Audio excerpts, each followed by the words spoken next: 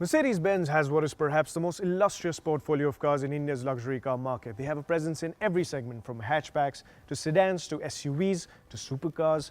But there has been a glaring gap in this portfolio, and it's been there for a while inexplicably. I'm talking about the entry-level SUV. Now, sure, there is the GLA class as well, but the GLA doesn't really have what it takes to serve as a full-sized SUV. Neither does it have the size nor the capabilities. I'm talking about something to rival the likes of the BMW X3 and the Audi Q5. But all of that is about to change with this.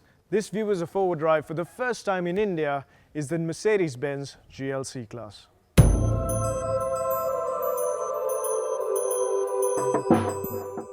The third letter gives it up. The GLC is based on the C-Class on its extended platform. The wheels have been pushed back by about 33mm, giving it the longest wheelbase in its segment. The design on the GLC stands out. The long hood, the coupe-inspired rear D-pillar slant. It's also got a very imposing stance, not surprisingly considering it's shorter and wider than its rivals. At launch, India will get the Edition 1 package that you see here. Of course, we Indians love our metallic accents and highlights and feature lists. At the front, all the lines and the contours direct your attention to the double slat grille and the large and proud three-pointed star. Sitting below it is an actual functional Gemtech underbody protector, masking the high approach angle set by the wheels pushed up front. The rear overhang is just as short, and speaking of which, the GLC has a rear that will perhaps satisfy your backside perversions the most of all the Merc SUVs and even others in its segment. Well, at least it did mine.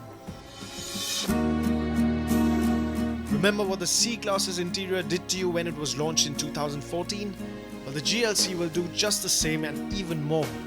The incredible levels of luxury and design are carried forward, but now there's much more space, especially in the back seat. The spectacular center console stays, but with few added buttons and functions. There's some very clever engineering all round too. The placement of the speakers in the door isn't just to optimize the acoustics, its placement also makes space for more storage. The few things that will dial down your delight, however, are the rather ordinary looking clockwork and the underwhelming 7-inch screen, which isn't a touchscreen.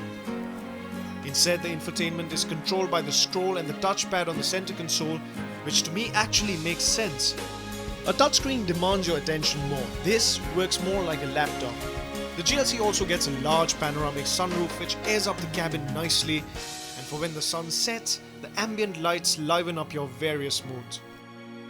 The C SUV scores over the C sedan in terms of boot space too, of course, with 550 litres that you can expand further to 1600 litres at the touch of two buttons that fold up the second row. However, it is that spare wheel, a space saver if you will, which ironically takes away quite a bit of space. So there's a bit more space, but is that all that the GLC has to boast over the C? Well, can your C-Class do this?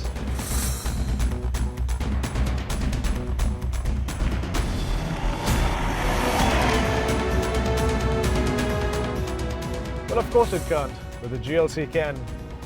It's a car that's not only going to take you to your office and back home, but also to your farmhouses or any other place that's off the beaten path, as we say.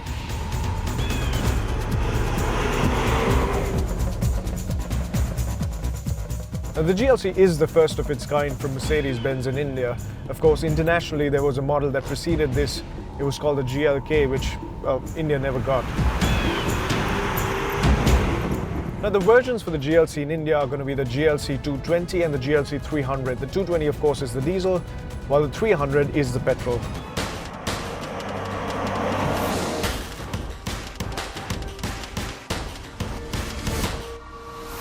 In fact, it is the only SUV in its segment to come with a petrol engine, which ought to redeem it somewhat in the cities where the 2.1-litre engine would fall under the government's "we know what we are doing" diesel ban.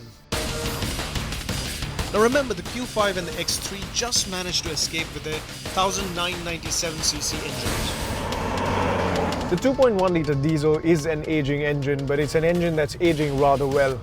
Now, of course, in the 220, it is in the state of tune where it's focusing more on the fuel efficiency. But the 250, which India doesn't get, is the same engine in a higher state of tune.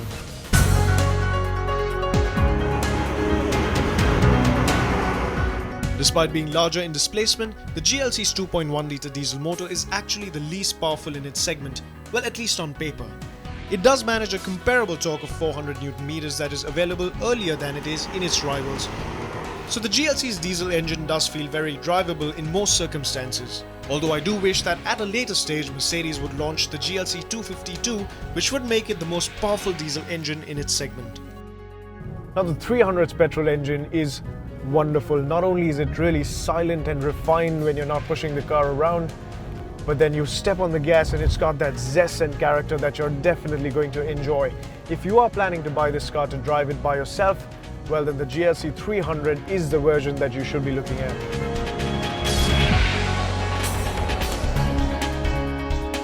The 300 wonderfully highlights the onslaught of the turbo petrols.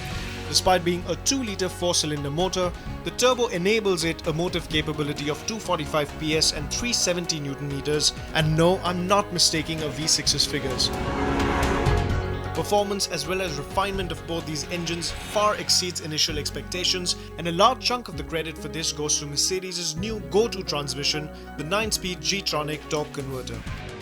The 9-speed G-Tronic is like a silent worksman. It's constantly toiling away, but you can't really tell.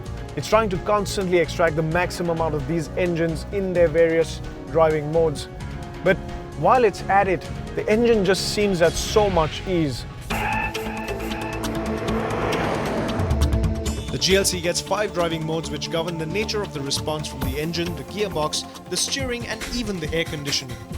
The Eco and Comfort mode are what I suspect most of you would use on an everyday basis, where everything is tuned towards getting the maximum fuel efficiency or comfort respectively. The Sports mode livens everything up. The handling becomes crisper, the downshifts are faster, the upshifts take more revs, and everything generally starts to feel a little more enthusiastic. Now Sports mode I get, but Sports Plus mode, is this a car that really needs the Sports Plus mode? It just makes everything, the engine, the gearbox, the suspension, everything very frantic, and it doesn't really go with the character of this car. So what makes the GLC go places that the C-Class just won't?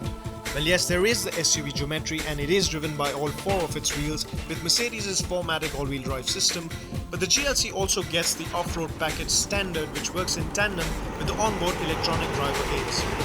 You can select various modes like slippery, inclined or off-road depending on the situation. Sit back and let the GLC pull you through most obstacles. Even the intelligent lighting system illuminates broader and further in these modes. But remember, like everything else in life, you must use your prudence as to how far you go with the GLC. Needless to say, and I'm sure all of you will gather this without me having to tell you, this isn't really a serious off-roader. Now despite the off-roading mode and the ground clearance, it will take on everything that the Indian roads have to throw at it, but if you plan to take it on a serious off-roading trail, then it might just get uncomfortable. The GLC is inherently sprung on the softer side. Its stall stance sitting on the high-profile rubber doesn't help either. So there is a fair amount of vertical and sideways movement, especially at lower speeds, but once it gathers momentum, the road undulations cease to frazzle the SUV or its occupants as much. The GLC is also heavy when compared to its counterparts. Inherently, the GLC is sprung slightly on the softer side, so in Comfort and Eco mode there is a fair amount of vertical movement that you'll notice, but then you put it in Sports mode, which is a little bit uncanny, and it actually gets more comfortable. Safety tech on board is more than adequate to ease your decision to drive your family in the GLC. 7 airbags and other passive safety systems, a plethora of electronic driver aids, even protection against crosswinds.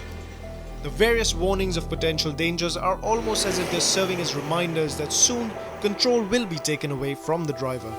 It's fairly obvious then that the GLC is mighty important for Mercedes-Benz. So one would assume that they'd have to get it absolutely spot on with the pricing. That they have. Ex-showroom 50.7 lakhs for the diesel GLC 220 and 20,000 bucks more for the petrol GLC 300. Bang in the thick of the segment pricing. So I'd say it's safe to say, market abnormalities notwithstanding, the GLC is the final ace in the proverbial royal flush for Mercedes-Benz in India.